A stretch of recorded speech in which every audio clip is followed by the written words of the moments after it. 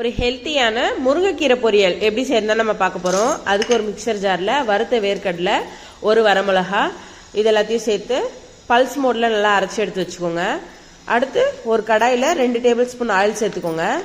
Oil நல்லா சூடானதுக்கப்புறம் 1 teaspoon உளுத்தம்பருப்பு, 1/2 டீஸ்பூன் கடுகு, 1/4 டீஸ்பூன் ஜீரகம் இதெல்லாம் நல்லா பொரிஞ்சதுக்கப்புறம் 2 வரமிளகா, ஒரு பெரிய வெங்காயம் பொடியை நறுக்கி வச்சுருக்க அதை சேர்த்துக்கலாம். அடுத்து தட்டி வச்சுருக்க 4-5 பல்லு பூண்டு இதெல்லாத்தையும் சேர்த்து நல்லா வதக்கி விடுங்க.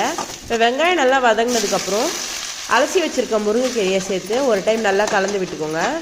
அடுத்து இந்த கீரைக்கு தேவையான அளவு உப்பு சேர்த்துட்டு லைட்டாக தண்ணி தெளித்து இந்த கீரையை நம்ம வேக வச்சு எடுத்துக்கலாம். இப்போ பாருங்கள், கீரை நல்லா வெந்து வந்துடுச்சு. இப்போ நம்ம வறுத்த பொடி பண்ணி வச்சுருக்க வேர்க்கடலையை இது கூட சேர்த்து ஒரு டைம் நல்லா கலந்து விட்டு ஸ்டவ் ஆஃப் பண்ணால் ஒரு ஹெல்த்தியான முருங்கைக்கீரை பொரியல் ரெடி.